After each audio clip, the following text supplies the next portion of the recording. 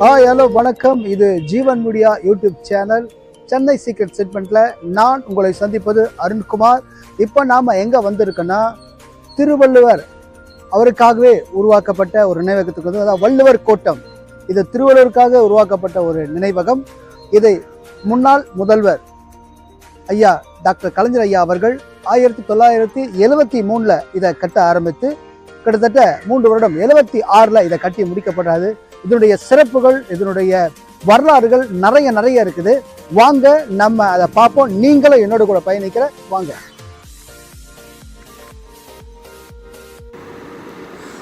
Hello வணக்கம். இப்போ நம்ம நிற்கிறது வள்ளுவர் கோட்டத்தின் நுழைவாயில். இந்த இடத்துல தான் நம்ம கடந்து உள்ளே போக போகிறோம். உள்ளே போனோம்னா திருவள்ளுவர் ஐயா அவர்கள் எழுதிய 1330 குறள்களையும் மற்றும் மிக பிரம்மாண்டமான ஒரு பளிங்குக்கல் தேரையும் பார்க்க போகிறோம். இன்னும் நிறைய விஷயங்கள் இங்கே இருக்குது. வாங்க என்னோடு கூட நம்ம பயணிப்போம். நன்றி.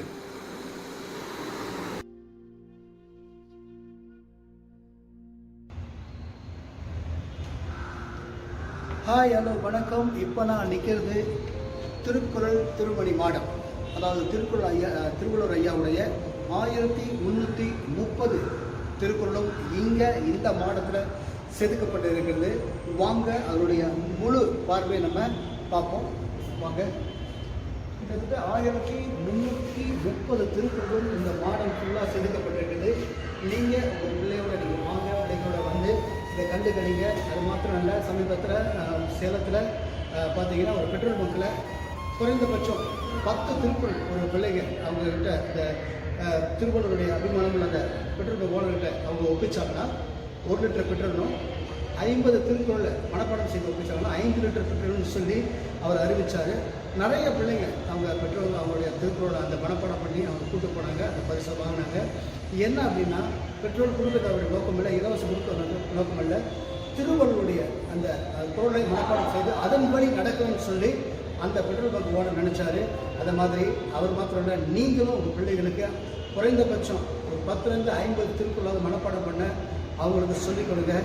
அவங்களோட வாழ்க்கையில் முன்னேறதுக்கு அது நல்வழிப்படுத்தும். வாங்க, இதில் நிறைய விஷயம் இருக்குது, பார்க்கலாம். 1330 திருக்குறள் செதுக்கப்பட்டிருக்குது. அதாவது இந்த அரங்கத்துடைய ஒரு பகுதியில் பாதியும், பிற்பகுதியில் அரங்கத்துடைய அடுத்த பகுதியில் 1330 குறளுடைய தொடர்ச்சியும் இங்கே வைக்கப்பட்டிருக்குது. நம்ம அடுத்து போகிற இடம் தான் இந்த அரங்கத்துடைய மேற்கூரை, வேயா மடம் என்று சொல்லப்படுகிற மேற்கூரைக்கு போக போகிறோம். வாங்க போகலாம். ஹலோ வணக்கம். இப்போ நம்ம மேற்கூரை என்று சொல்லப்படுகிற வேயா மாடத்துக்கு வந்திருக்கோம். வாங்க, அந்த மேற்கூரையில் என்னென்ன சிறப்பம்சங்கள் இருக்குதுன்னு நான் உங்களுக்கு காட்ட போகிறேன். வாங்க போகலாம்.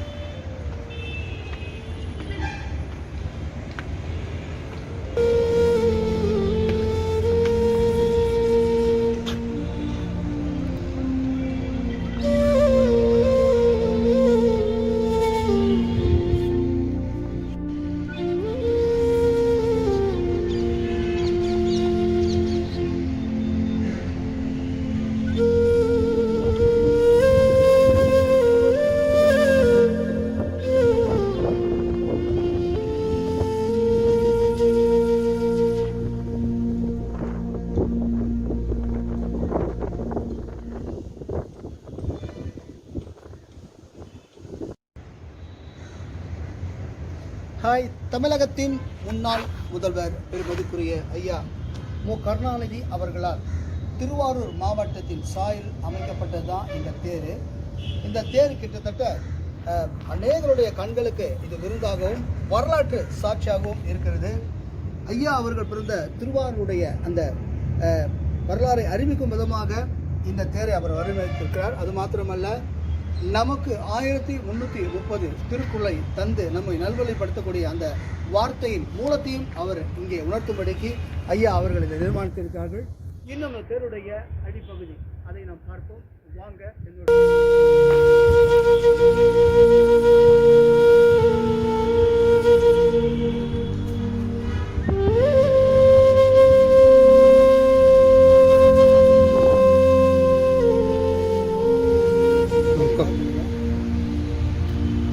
நான் முன்னமே சொன்ன மாதிரி அந்த தேருடைய அடிப்பகுதி, அதாவது அதனுடைய வரலாற்று சிறப்பம்சங்களை நான் உங்களுக்கு சொல்ல வர. வாங்க போகலாம். வா. இந்த வல்லூர் கோட்டத்தை நீங்கள் நுழையும் போது உங்களை ஒரு அழகிய பூங்கா ஒன்று வரவேற்கும். இந்த பூங்காவுடைய நுழைவாயிலே அந்த அழகிய பூங்கா இருக்குது. விதவிதமான கலர் மலர்கள் உங்களை வரவேற்கும். அது மாத்திரம் இல்லை, சிறு பிள்ளைங்க வரும்போது ரொம்ப சந்தோஷப்படுவாங்க, மன மகிழ்ச்சியாக இருப்பாங்க. குடும்பமாக நீங்கள் இங்கே ரொம்ப ஜாலியாக என்ஜாய் பண்ணலாம். நீங்கள் வாங்க, இதை மறந்துடாதீங்க, விசிட் பண்ண வாங்க. நம்ம அடுத்தடுத்து போவோம்.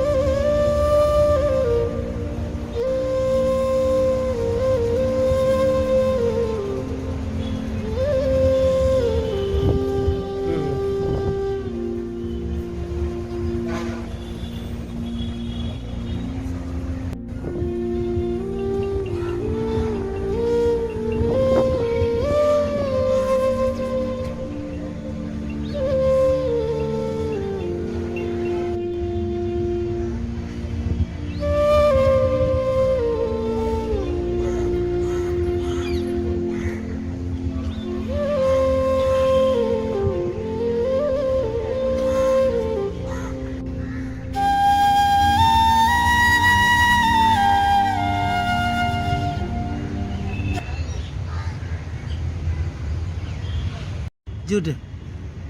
ஹாய் காய்ஸ், நான் முன்னமே சொன்ன மாதிரி சுத்தமான பளிங்கு கற்களால் உருவாக்கப்பட்டது தான் இந்த திருவாரூருடைய தேருடைய சாயல்.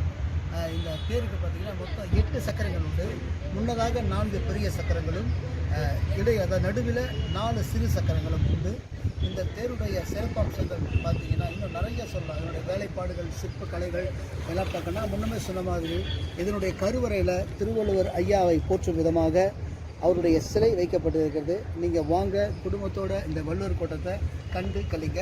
இது எங்கே அமைந்திருக்குது அப்படின்னு பார்த்தீங்கன்னா, கோடம்பாக்கத்துக்கு போகிற வழியில் இந்த ரைட் ஹேண்ட் சைடில் இருக்கும். அந்த நுகம்பாக்கத்தில் கட் பண்ணி இந்த கோடம்பாக்கம் போகும் பொழுது கோடம்பாக்கம் பிரிட்ஜுக்கு முன்னாடியே ரைட் ஹேண்ட் சைடில் இந்த வல்லூர் கோட்டம் அமைந்திருக்குது. வாங்க, குடும்பத்தோடு வந்து பாருங்கள். இந்த நிகழ்ச்சியை பார்க்குறதோடு மாத்திரம் நிறுத்திடாமல் இந்த ஜீவன் மீடியா யூடியூப் சேனலுக்கு நீங்கள் சப்ஸ்கிரைப் பண்ணுங்கள், லைக் பண்ணுங்கள், முக்கியமாக பெல் பட்டனை ப்ரெஸ் பண்ணுங்கள். அப்போ தான் நாங்கள் போடுகிற வீடியோ உடனுக்குடன் உங்களுக்கு வரும். நன்றி. நம்ம இந்த சென்னை சீக்ரெட்டில் இந்த வல்லூர் கோட்டத்தை போய் பார்த்தோம். இன்னும் சென்னையில் இருக்க மிக அதிகமான சீக்ரெட்டான இடங்களை போய் பார்க்க போகிறோம். அதனுடைய வரலாற்று உண்மைகளை உங்களுக்கு சொல்ல போகிறோம்.